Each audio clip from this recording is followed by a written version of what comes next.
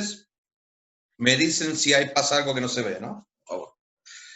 Bueno, entonces, ustedes conocen muy bien, y espero que la conozcan, lo que es la Agenda 2030 para el Desarrollo Sostenible, que es transformar nuestro mundo, ¿sí? Y hay antecedentes, digamos, y hay un marco referencial que tiene que ver con la Agenda 2030 de la ODS, de los cuales hay 18 puntos prácticamente, 18 objetivos principales, de los cuales nosotros, como ingenieros, nosotros todos, estamos involucrados directamente por la profesión, ¿sí? En lo que es en los puntos 6, 7, 12, 13 y 15, les recomiendo que entren a la página y lo busquen y lo lean. También esto también tiene que ver con el Acuerdo de París, y ambas iniciativas han sido ratificadas por la República Argentina, ¿sí? Los ingenieros y las ingenieras en materiales no podemos ignorar esta agenda, ¿sí? No podemos ignorarla, y tenemos que enfocarnos fuertemente al diseño de materiales ambientalmente sostenibles. Cuando queremos definir, y ahora vamos de grano al grano, que es los materiales construcción sostenibles, no hay una única respuesta, sí hay, a esa pregunta, pero sí hay diferentes cosas que podemos decir o adelantar, y de una manera simple, no complicada, como que un material de construcción sostenible genera menos desperdicio, reduce el gasto de energía en viviendas y edificios, utiliza materias primas renovables, no daña el medio ambiente y la salud, y es más duradero. Actualmente la investigación avanza en todas estas direcciones, y bueno, vamos a ver algunos de estos ejemplos a continuación, y elegí algunos ejemplos que he estado participando directamente. El ejemplo número 1 es el desarrollo de ecoaglomerados basados en adhesivos de soja y sustitutos de la madera, ¿sí? Como ven, hemos trabajado con mucha gente, con otros investigadores y alumnos, han pasado varios proyectos finales en este tipo de curso, y tenemos en este caso la motivación a este trabajo fue obtener directamente ecoaglomerados 100% libres de formaldehído, y entre otros compuestos volátiles tóxicos. Ustedes ya saben que el formaldehído es tóxico para la salud de las personas, y hay una restricción en cuanto a la cantidad de emisiones máximas que pueden emitir de formaldehído. Lo tienen en todos los productos, ese olor a pan que siente, a pan caliente, o ese olor así un poco fuerte cuando uno va a comprar algo de madera, eso es formaldehído. Y bueno, en algunos lugares en Argentina hay un doble mercado, hay un mercado para afuera, en el cual cumple con las restricciones en general normativa europea, y en algunos casos aquí no es del todo bien cumplida. Por un lado era obtener estos libres de formaldehído, por otro lado reducir el impacto sobre el consumo de la madera. Cuando uno produce los aglomerados no viene del acerrín que resulta de los restos de las carpinterías. Viene porque hay un montón de troncos, como ustedes ven, eso es una planta, montones de troncos sacados de diferentes árboles, los cuales alimentan todo un sistema de corte y alimentación, que es esto que vemos acá, ¿sí? Para secado y producir el acerrín, ¿sí? Entonces, si bien en general se utiliza madera forestada, por suerte, igualmente cualquier opción, digamos, de utilizar un residuo debe ser considerada. Y como residuo nosotros elegimos con la cáscara de arroz, que hay una producción mundial muy grande en Argentina, sobre todo en Brasil, también en Uruguay. Sus usos actuales de la cáscara de arroz, ahí ven algunas imágenes de cómo la cáscara, cómo es su estructura interna porosa, cómo es su superficie externa e interna. Algunos usos como, por ejemplo, cama de pollos, para la generación de energía, para la producción de sílica, para modificación, digamos, de polímeros, para la producción como una adición puzolánica en la producción de concretos, y, por ejemplo, la obtención de nanocelulosa y demás. Son diferentes casos, digamos, de aplicación de la cáscara. Y por otro lado, la propuesta 2 era utilizar concentrado de proteína de soja como adhesivo, básicamente porque somos un país sojero, tenemos una gran disponibilidad del producto, y saben ustedes que somos el tercer productor mundial, y tenemos la posibilidad de conseguir, digamos, esto a un precio adecuado, sobre todo lo que es el concentrado de proteína de soja, que es un poco más barato que lo que es el aislado, ¿no? de la producción de la soja se pueden quitar como parte sólida lo que es la harina, el concentrado y el aislado.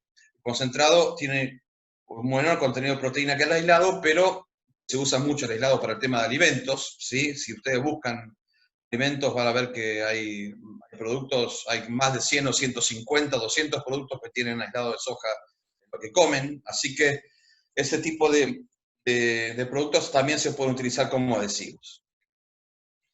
Y entonces, ¿por qué tenemos que hacer una modificación a la proteína de soja o el concentrado? ¿Sí? ¿Y por qué la vamos a modificar? Básicamente porque tenemos que dispersar adecuadamente las cadenas proteicas para mejorar la calidad de adhesión, si querés usarlo como adhesivo, y para incrementar su resistencia a la humedad. Entre ellas hay diferentes estrategias como la modificación con desnaturalizantes, la modificación con una acetilación o grafteado, o la utilización de agentes entrecruzantes. En la literatura hay infinidad de publicaciones respecto a esos temas y opciones para hacer. Hay que ver cuál es la más barata, cuál es la que pueden hacer ustedes. De ahí obtenemos estos tipos de productos, a partir de un proceso de mezclado del adhesivo, no voy a entrar tanto en detalle de las cantidades, de mezclado, un preformado. Posterior moldeo, ustedes pueden tener un producto, nosotros tuvimos un producto como este que ven acá, ¿sí? Es un material, digamos, bastante lindo. Acá tengo la muestra, si lo quieren ver. Este tiene madera, pero bueno, es bastante rígido. Nosotros usamos como estándares para la producción o como punto de comparación lo que hay para la producción de sistemas comerciales, tres rangos diferentes de baja, de media y de alta densidad, ¿sí? Tiene diferentes aplicaciones los estándares específicos. Por otro lado, bueno, hemos obtenido algunos artículos respecto a esto, hemos logrado financiamiento, algunos premios. Bueno, les voy a contar algunas cosas, algunos comportamientos clásicos de este tipo de material. Acá tengo parte del equipo de nuestros colegas, la doctora Rusecaite, la doctora Josefa Martucci y el doctor Emiliano Cianamea, que bueno, son investigadores de principal hasta junto de nuestro instituto. Bueno, vamos a dar un ejemplo por algunas cosas de conglomerados de media densidad. Hicimos una comparación inicial con adhesivos comerciales. Comparamos el comportamiento de los adhesivos en cuanto a las propiedades de la flexión, con un adhesivo fenólico, con un ureico y con la proteína de soja con algún tratamiento o modificación alcalina o sin modificación. Tanto evaluamos lo que es la rigidez, el módulo elástico, la resistencia a la flexión, la resistencia interna, que es este ensayo que ustedes que ven acá, cómo se deshace el material, ¿sí? Que también sigue siendo un ensayo de la tracción. Y vemos que tienen un comportamiento al menos competitivo con los valores obtenidos con adhesivos del tipo ureico, ¿sí? También evaluamos su comportamiento de absorción de agua e hinchamiento, que son las medidas clásicas que uno realiza en este tipo de tableros aglomerados, y vemos que los adhesivos modificados son al menos competitivos en resultados con los basados en urea formaldehído, y este tipo de productos, así como están, se pueden utilizar para ambientes interiores o protegidos, pero no para un ambiente exterior, como en el caso de los adhesivos fenólicos. También probamos algún tratamiento sobre la cáscara de arroz, tratamientos alcalinos y alguno combinado o algún tipo de bleaching. Se logró algunas mejoras en cuanto a la interacción y a las propiedades tanto de resistencia interna como de módulo de ruptura, que son dos puntos claves. También evaluamos a partir de diferentes proyectos finales que han ido trabajando en esto, chicos que han estado trabajando en esto, evaluamos también su variación de los aglomerados con la densidad, ¿sí? Tanto las propiedades de absorción, hinchamiento y humedad, obviamente que cuando aumenta la densidad, la absorción de agua disminuye y el hinchamiento crece un poco. Evaluamos su conductividad térmica, nos encantó este resultado porque es muy competitivo en cuanto a rango de densidades en conductividad térmica, por ejemplo, respecto a un aglomerado de madera. Básicamente esto está asociado a la estructura porosa que tiene la cáscara de arroz, y eso fue muy favorable. Por otro lado, evaluamos la resistencia interna, los mismos ensayos, el efecto de la densidad, la rigidez, la resistencia a la flexión, ¿sí? Y evaluamos y comparamos con diferentes estándares, ya sea para la baja densidad, media densidad y alta densidad. También evaluamos propiedades de la tracción, como ustedes ven acá. Y bueno, cuando vimos que los resultados que veíamos, sí, que el comportamiento de la resistencia a la flexión, sobre todo los aglomerados de media densidad, no estábamos muy contentos, muy restringidos. Entonces decidimos hacer una combinación con los aglomerados a partir de reforzarlos con tejido de yute, ¿sí? Obviamente mojado con el adhesivo, con el mismo tipo de adhesivo. Este trabajo está publicado, si lo quieren ver, lo pueden ver directamente. Y lo primero que vimos y observamos fue el comportamiento de absorción e hinchamiento en agua. No hubo cambios significativos debido a la presencia del tejido de yute. Hicimos diferentes cantidades, o sea, lo que hicimos fue sustituimos parte de lo que es el adhesivo en la caja de arroz por tejido de yute en una capa, 2 capas por lado, ¿no? Arriba y abajo, y 3 capas de tejido yute, y comparamos con todo yute, ¿sí? Que son alrededor más o menos de 15 capas. Hicimos una comparación en cuanto a los valores de esto y no hubo un cambio significativo en cuanto a estos parámetros. Sí, lo que hubo un cambio muy importante en lo que es las propiedades de la tracción, mejoraron significativamente el comportamiento de la tracción y el módulo, no tanto, pero sí la resistencia a la tracción. Mostramos un poco como el comportamiento, sí, el hecho de la tela, digamos, el refuerzo incrementa la energía necesaria para lograr la rotura del material, aunque siempre se rompe primero por el aglomerado, ¿sí? Pero aún después de ese proceso de rotura, sigue unido con el tejido, lo cual me permite, de alguna manera, no haya un colapso total del material, sino que todavía sigue pegado, digamos, por el tejido que usamos como refuerzo. También, bueno, hicimos algún modelado, alguna predicción con algún modelo simple. Y por último, hicimos lo que es valores de Moe y Moore, y encontramos que hay aquí una mejora muy importante, por ejemplo, ya con dos capas de tejido por lado, tenemos un valor de Moore casi más del doble del valor del aglomerado base, con cáscara de arroz solamente, y también un incremento del módulo respecto al aglomerado base, ¿no?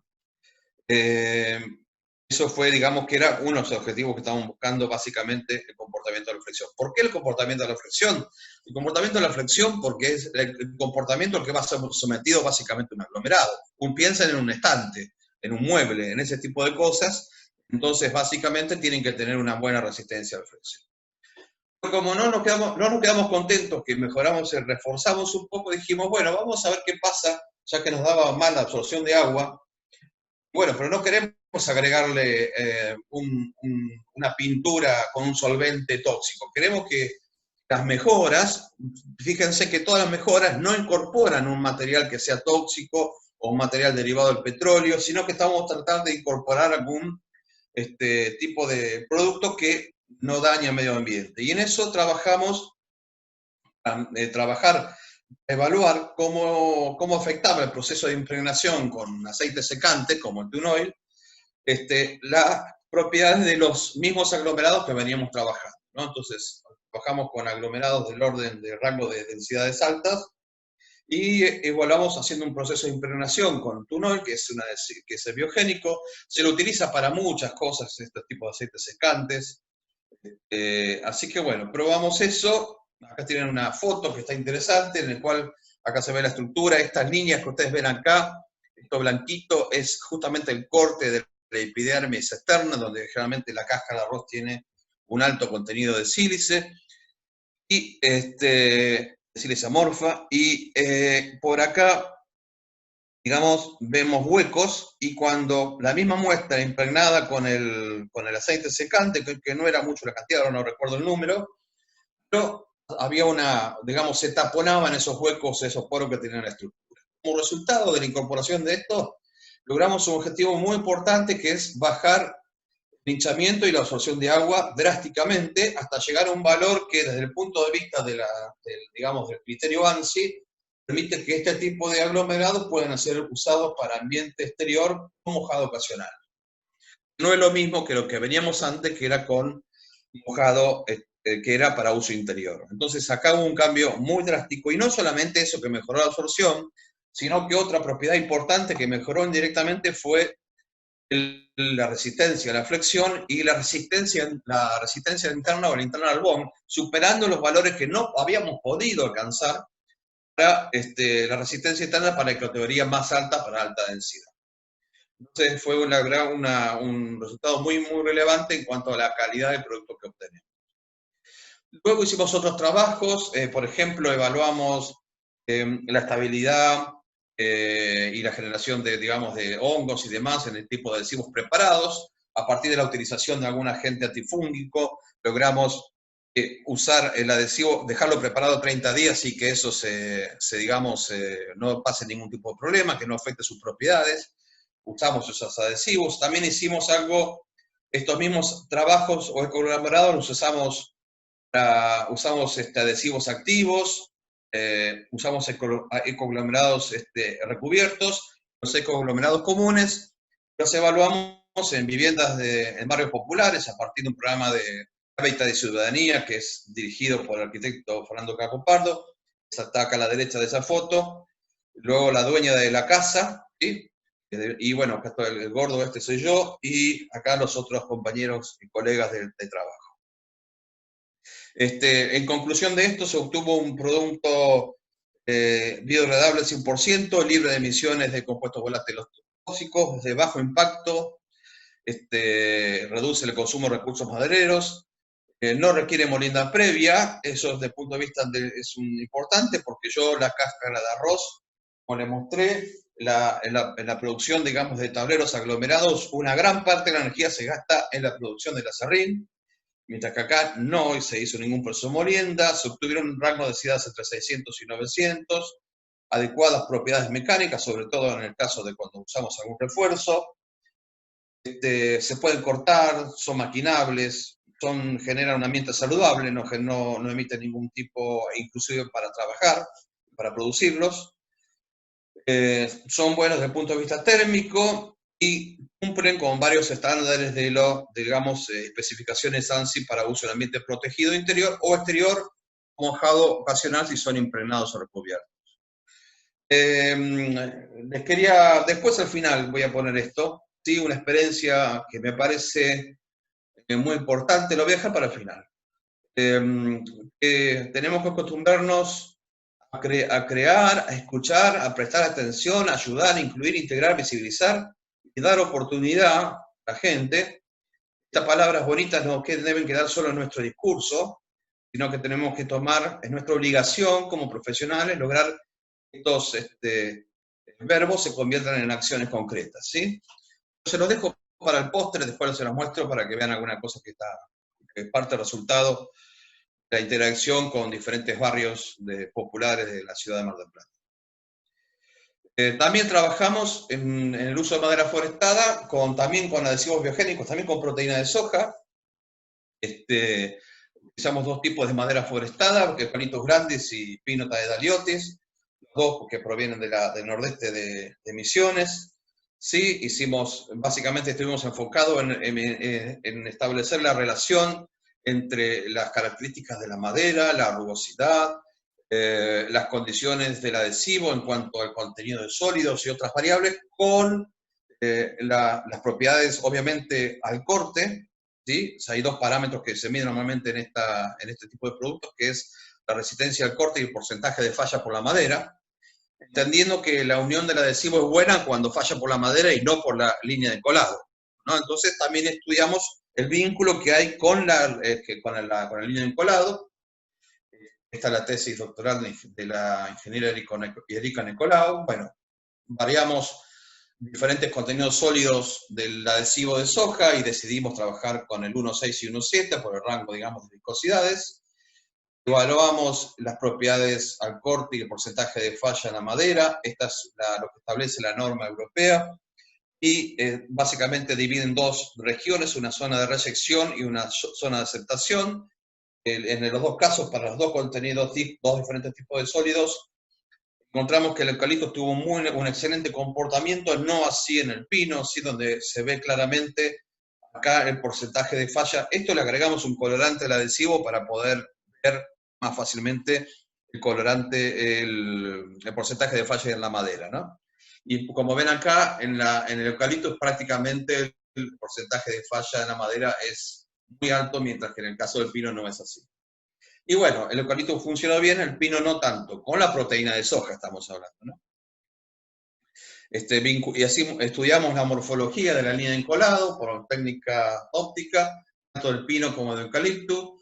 Claramente lo que vimos en el pino, que hay un debilitamiento en la superficie continua a donde está el adhesivo, y toda esta estructura está debilitada, y por eso cuando rompe, básicamente rompe por esta línea de encolado, mientras que en el caso de la eucaliptus, la rotura, no tenemos está muy entero, digamos, la estructura de traquídeas de la madera, y la rotura ocurre básicamente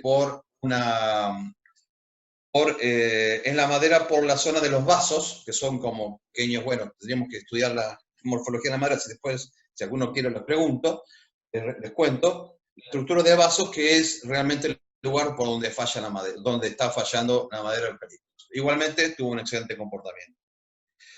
Después una tesis doctoral del doctor Facundo Altuna, en el cual trabajamos con espumas de epoxi, básicamente espumas epoxi termorrígidas, basadas en aceite de soja epoxidado, ¿sí? Esta es la espumita que tenemos acá. Utilizamos un endurecedor, un catalizador, un agente espumante.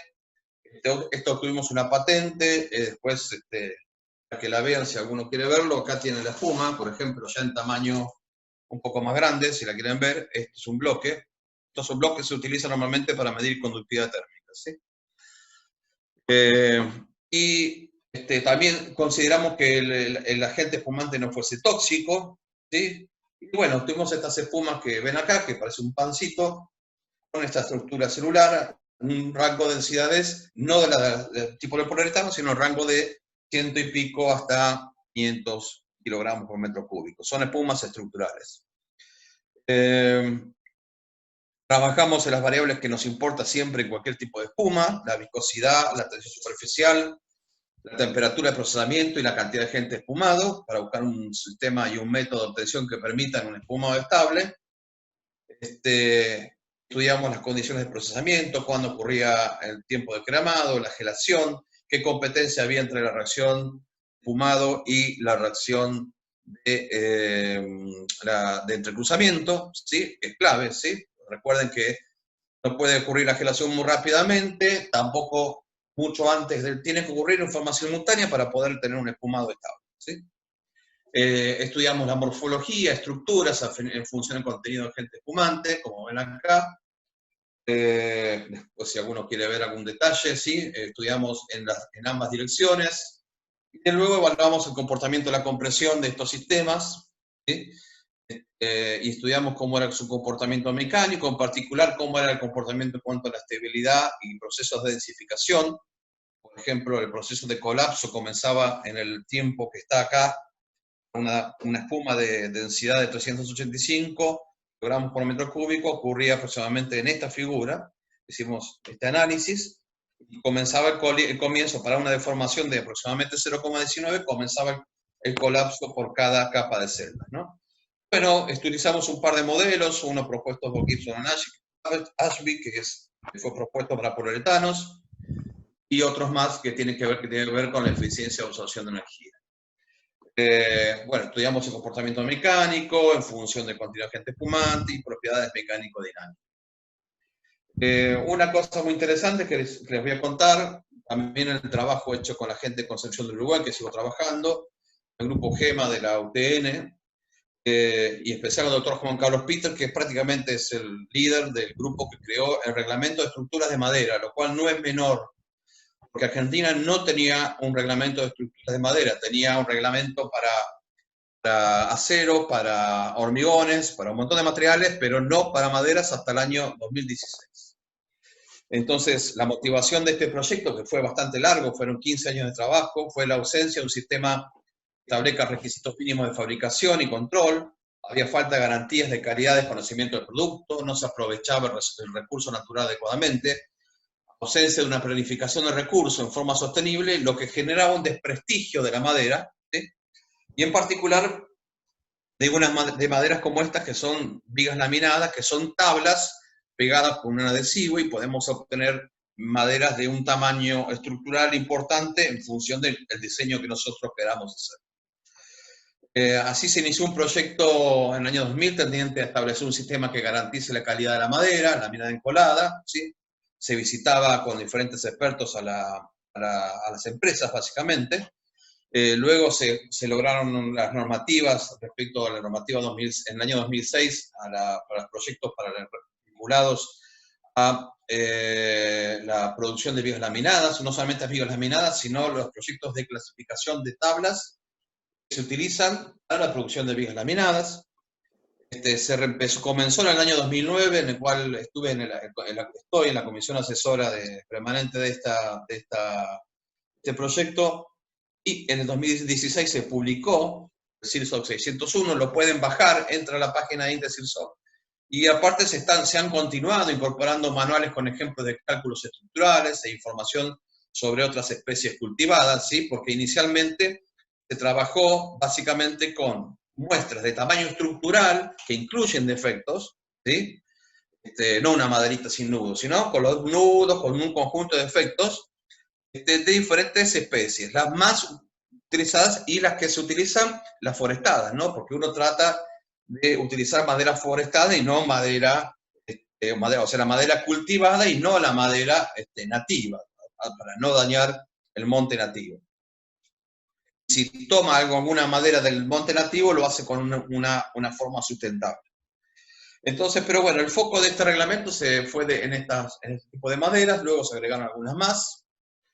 Se hicieron métodos de clasificación por resistencia de tablas de todas las especies, se hicieron ensayos de diferentes tipos, como tracción y flexión. Imaginen que esto mide 1 metro, para que tengan una idea de la máquina de ensayo, y se establecieron un conjunto de parámetros para su clasificación sobre clase 1 y clase 2, en cuanto a la nudosidad, dirección de las fibras, densidad, fisuras no pasantes, corvado y encorvado, esto que ahora estoy mostrando, revirado, abarquillado, arista faltante, ataques biológicos, etcétera, ¿sí?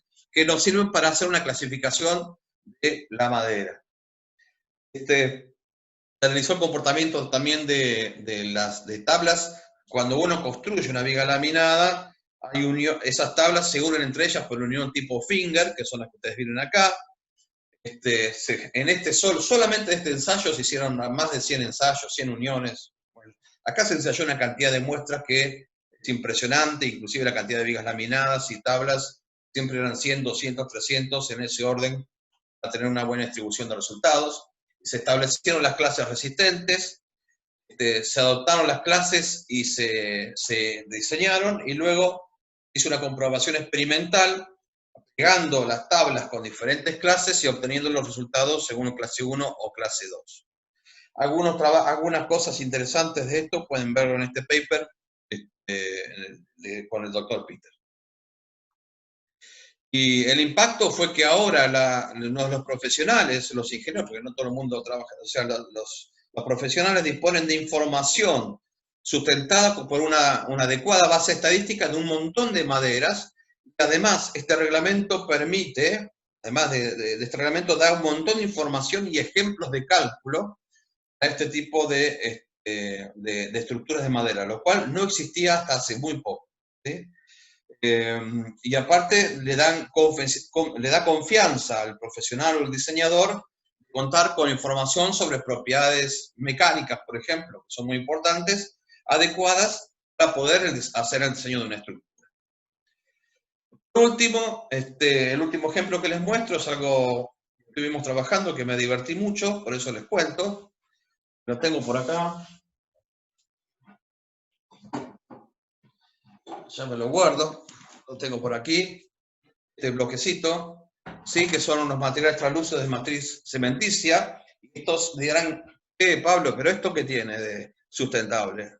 Esto tiene sustentable que ahorran energía lumínica en un edificio y tienen características estructurales, o sea que pueden sustituir parcialmente algún bloque de tipo estructural manteniendo un cierto grado de transparencia y luminosidad, además de ser bonito.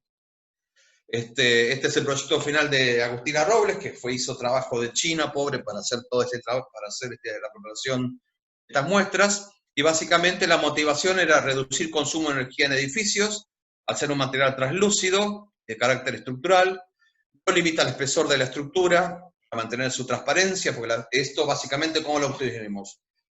Tenemos fibras ópticas orientadas en la dirección del espesor, ¿sí? En una matriz cementicia. Básicamente permita integrar espacios internos, como ustedes saben, en algún rango de espesores, la atenuación de las fibras ópticas en la transmisión de luz es muy baja, así que no hay ningún tipo de inconvenientes. Y se pueden aplicar también a señalética, ¿no? Entonces, como los problemas que se tenían en lo que se había publicado en esta temática, eran asociados a generación de fisuras, ¿sí? Y baja resistencia de los bloques. Entonces se trabajó básicamente en el diseño de un mortero de bastante buena resistencia, pero autocompactante, de manera tal de poder facilitar el proceso de, digamos, el proceso de llenado de los moldes con la fibra óptica colocada ahí, junto con, y por otro lado, ver que no se propagasen fisuras o se generasen fisuras durante el proceso de curado. ¿Sí? Los principales problemas que encontramos en la literatura. Bueno, utilizamos un cemento tradicional, aditivos reductores de agua de medio y alto rango, se utilizaron fibras poliméricas con 3 diferentes diámetros, porque queríamos ver qué pasaba si cambiamos el diámetro. Usábamos una arena silicia fina refinada, que le eliminamos una fracción para hacerla más fina, para hacer más fácil, pasarla de una manera mucho más fácil. Y luego trabajamos en el diseño de un mortero autocompactante, con las técnicas básicamente de los criterios o protocolos diseñados por el SNARC, en el cual el diámetro extendido de este ensayo, de este mini cono, y el tiempo de vaciado del embudo son propiedades vinculadas directamente a la radiología de los morteros. Bueno, utilizamos una metodología con valores objetivos, evaluamos también su aspecto visual y diseñamos una formulación de mortero autocompactante como esta que tenemos acá. Por otra parte, trabajamos y estudiamos acá, ver un ejemplo del ensayo del minicono, cuál es lo que medimos, cómo medimos el diámetro extendido. Se midieron también sobre muestras curadas, ensayos de flexión y de compresión de estas muestras de mortero. Vimos que tenían una excelente terminación y muy pocos defectos, prácticamente nada, de burbujas incluidas, lo cual indicaba claramente que estaba bastante bien diseñado el mortero autocompactante. Luego preparamos un molde, ajustábamos o sosteníamos a la fibra óptica y colábamos el mortero autocompactante que se escurría fácilmente dentro de la estructura enmarañada de las fibras ópticas para producir estos bloques que ustedes ven acá. Y luego, por ejemplo, ¿qué ven con esto? Esto es el logo de la Facultad de Ingeniería, ¿sí? De nuestra Facultad de Ingeniería, y por ejemplo, ven cómo cuando está iluminado por detrás, cómo se ve su sombra. Obviamente la sombra, esto tiene una especie de tamaño chico, o sea, de 3-4 milímetros, este logo, la definición de la calidad de la imagen, sobre todo en aplicaciones que tengan que ver con señalética, depende mucho del diámetro de fibra y de la distancia entre fibras, ¿sí? O sea, para definir la sombra de un hombre no hay problema, pero para definir una pieza pequeña, sí, si no está bien distribuida la fibra o el tamaño de la fibra empieza a jugar un rol. Y otra cosa que era medir la subresistencia, porque si se me rompe de mirarlo fuerte no me sirve. Y bueno, logramos en algunos casos, por ejemplo, con diámetros de fibras, usamos un 5% de volumen en todos los casos, que es el contenido óptimo, el publicado en la literatura, y mantuvimos entre un 60 y un 40% de la resistencia a la compresión del mortero sin el agregado de la fibra. Obviamente, la fibra es un defecto en el material, es donde se genera el defecto y la propagación de la fisura durante el ensayo de compresión, A medida que disminuye el diámetro, manteniendo la fracción volumétrica constante, implica que hay una mayor área superficial y hay mayor probabilidad que se rompa. Por eso, cuando el diámetro de fibra era más chico, al menos en el trabajo que nosotros obtuvimos, teníamos un menor, digamos, mantenimiento de las propiedades del mortero. Bueno, les prometí, no sé si tengo tiempo, José, fui corriendo. Un tiempito. Les quería mostrar un video. Me parece que está bueno que lo veamos. Esta es la dueña de la casa donde hicimos las pruebas de los aglomerados. Ella.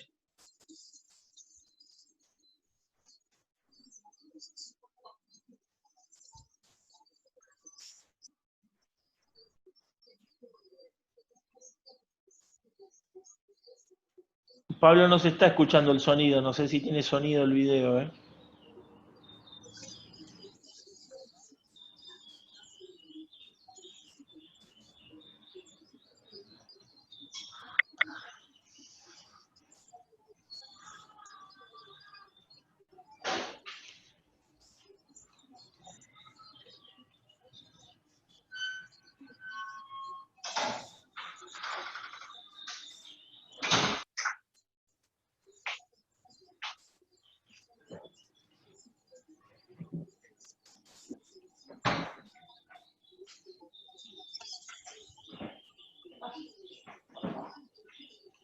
No.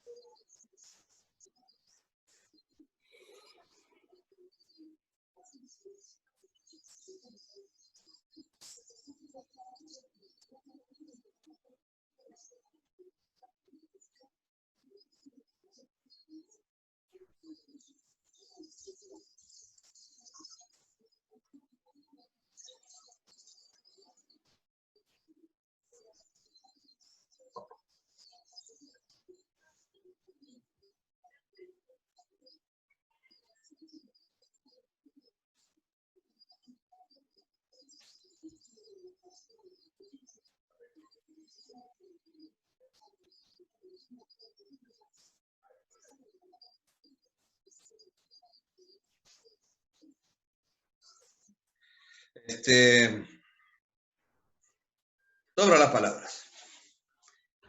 Lo importante para ellos, que nosotros le demos bola, los incluyamos en un proyecto de investigación, nos prestaron su casa para hacer los ensayos durante 8 meses. Nos fuimos a visitar, obviamente nos íbamos todos los días. En un momento ellos tenían más control de las cosas que nosotros mismos, que casi gran parte, digamos, nos ayudaban muchísimo. Creo que es muy importante y les sugiero a todos que en algún momento consideren hacer una experiencia de este tipo, les va a cambiar la cabeza. ¿Sí? Háganlo. Nada más. Lo que quieran preguntarme y mostrarle acá, si quieren, el cemento.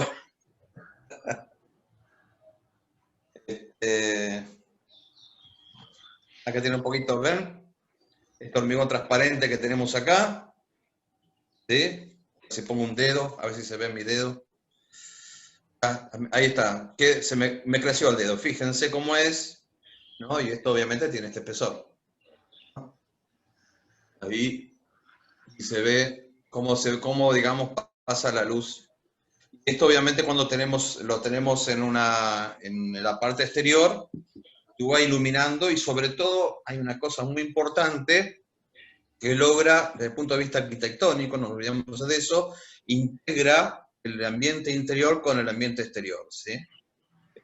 O sea que yo puedo, de cierta manera, teniendo un muro de por medio, estoy integrando igualmente con el ambiente exterior de la vivienda, con el exterior, o que puede ser un patio, o un lugar, o lo que ustedes quieran. Además de la luz, que sirve para señalética y todo ese tipo de cosas, ¿no? Bueno, no digo más nada, ya hablé demasiado. Rápido. Así que si quieren preguntarme todo lo que quieran, no hay pregunta tonta, así que espero que pregunten algo.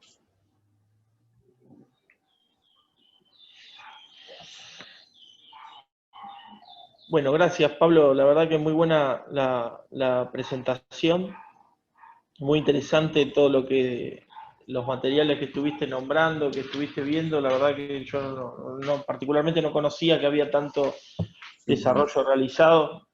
Es interesante, lo del hormigón transparente también me parece muy bueno, muy interesante. Ya tiene unos años el hormigón transparente, ya fue hecho por los húngaros, hay algunas imágenes, obviamente tiene un costo alto, ¿no? No es un material para... Pero bueno, hay que ver, hay que estudiar formas de hacerlo más barato, sistemas de automatización de la producción, ¿sí? Otras condiciones de curado, o sea, se puede seguir evolucionando en esa temática. Y en el tema de hormigón yo no dije nada, pero bueno, el tema de reciclado de hormigones frescos en la industria es un tema importante, el reciclado de agregados también es un tema importante. La cantidad de desechos que provienen de la industria de la construcción es gigante y hay muchos ejemplos. Estuve en un congreso de la Asociación Argentina de Tecnología del Hormigón, viendo algunos ejemplos de mexicanos, cómo hacen una reutilización de todos sus productos derivados de una separación y utilización de todos los productos derivados de la materia de construcción y generan nuevos productos, de muy interesantes por comportamiento, tanto de propiedades mecánicas como funcionales. Así que es una temática que tenemos que reforzar. Si alguno, otra cosa quiero pasar un aviso, si alguno quiere presentarse a becas o lo que sea, doctorales o ese tipo de cosas, son bienvenidos. Así que bueno, no sé si alguno más tiene alguna pregunta, alguno de mis alumnos, que si no los voy a desaprobar.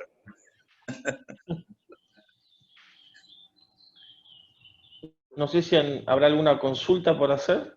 Voy a dejar de compartir esto.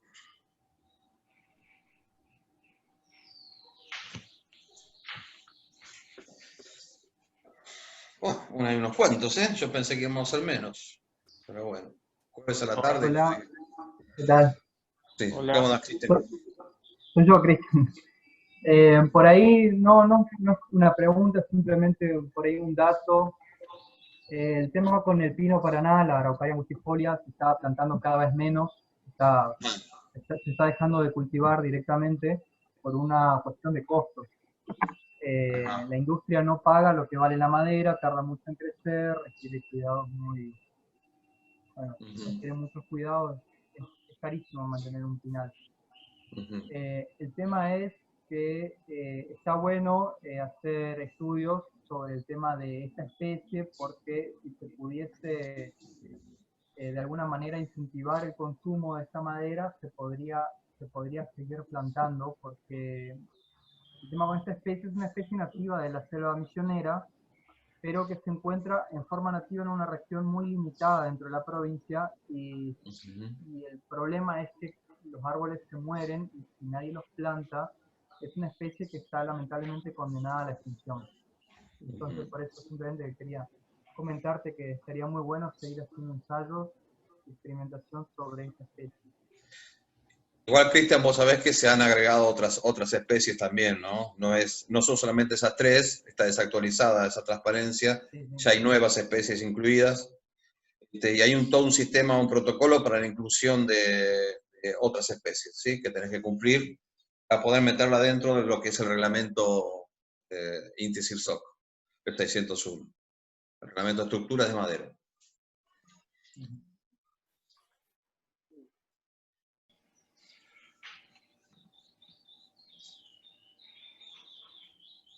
¿Nadie pregunta nada? ¿Están todos mudos? Tan calladitos. ¿Están ahí? espero. Sos muy bueno explicando, Pablo, eso es lo que pasa. No mientas. ¿Quién dijo eso? Pereil María Paula. Ah, ¿cómo andás? No, no soy tan bueno.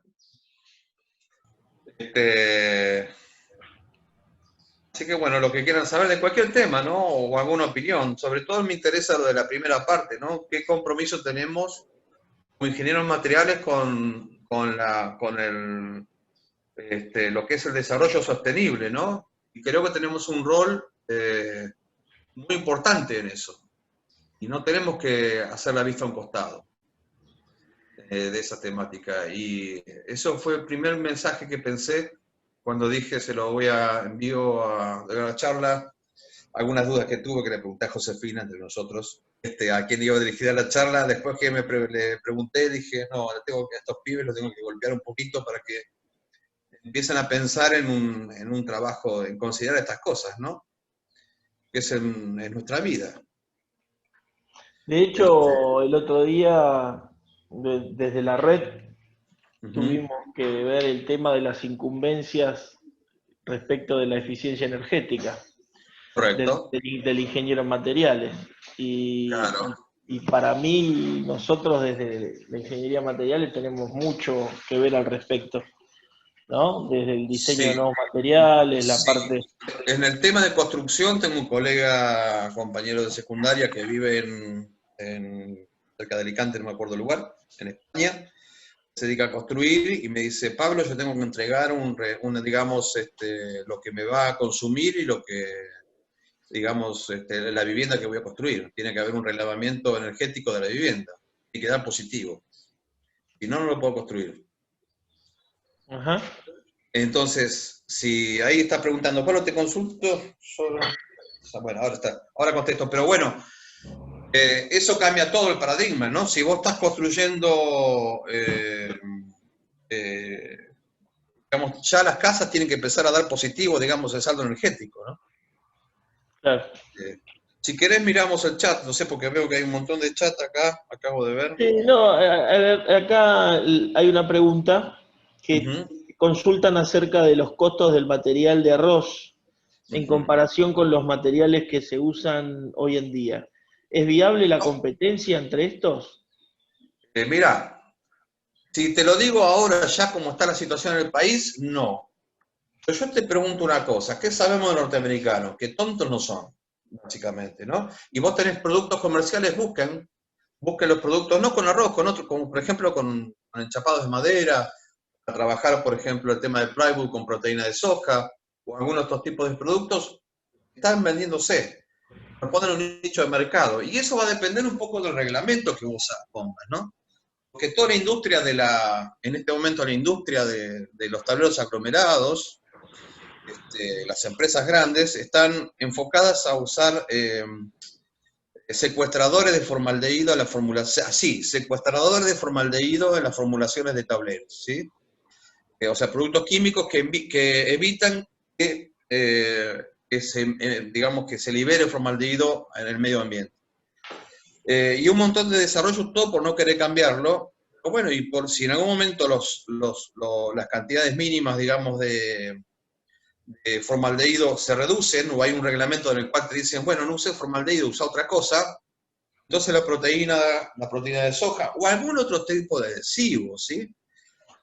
Incluso cuando la pregunta respecto a la cáscara de arroz, yo hice arroz, porque este trabajo lo comencé en Concepción del Uruguay, que es una zona arrocera, entonces tenía residuo a mano, y bueno, me puse a trabajar con él.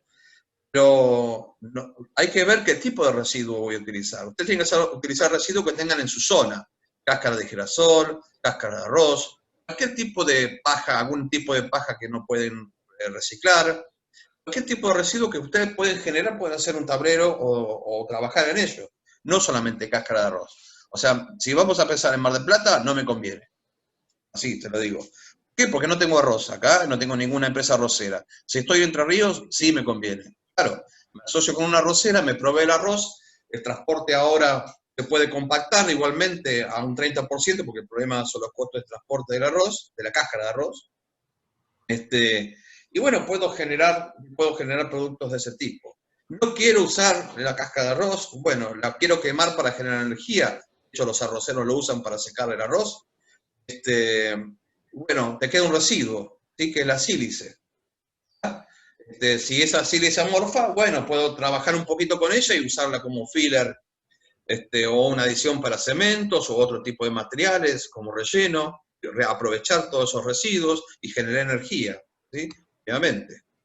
O sea, no, lo del aglomerado simplemente es un ejemplo de una posibilidad de todas las cosas que uno puede llegar a desarrollar. Va a depender de las circunstancias particulares del momento, que ese producto va a ser rentable o no va a ser rentable. ¿Siempre estamos pensando en materiales para interior o no necesariamente? No, vos sabés que tenemos un proyecto grande en Intema que incluye la construcción de una mini casa de muestra, y la idea también es hacerlo para uso exterior, ¿no? Obviamente podés usar, si vos lo haces con adhesivos fenólicos, vas a obtener un material, digamos, para uso exterior. Con la proteína de soja, con los procesos de impregnación, estamos muy cerca. O por ahí con alguna modificación, algún tipo de tratamiento, algún tipo de aldehído que no dañe, digamos, no sea perjudicial para los seres humanos, ¿no? El ambiente. Muy bien.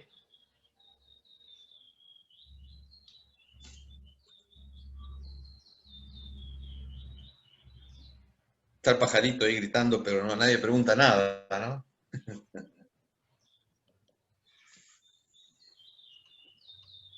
Son míos, de aquí del fondo. Está bueno, ¿qué son? No, son salvajes, no sé. No Ah, los tengo yo, ¿no? yo tengo unas peleas acá en el patio también. Ahora que estoy más tiempo las veo. Y con un tema de, ¿han hecho pruebas, por ejemplo, con café posusado o cáscara de huevo o alguna cosa de esa Yo o no? no, Ok, yo no trabajé. Tenemos algún proyecto en vista, vamos a ver con residuos de la cebada, sí. ok.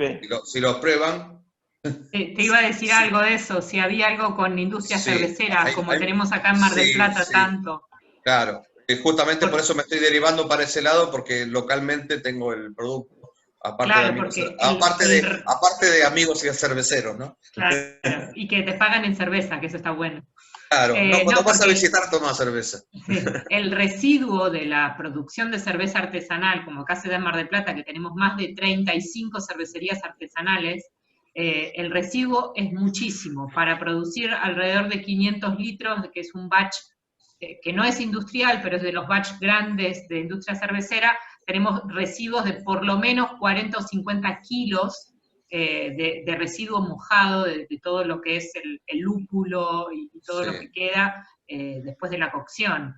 Entonces, poder, eso que es pura fibra, también es comestible, pero poder reciclarlo en algún tipo de aglomerado y eso. Sí, tenemos Estaría, alguna idea de trabajar, pero bueno, vamos a ver si nos financian o no.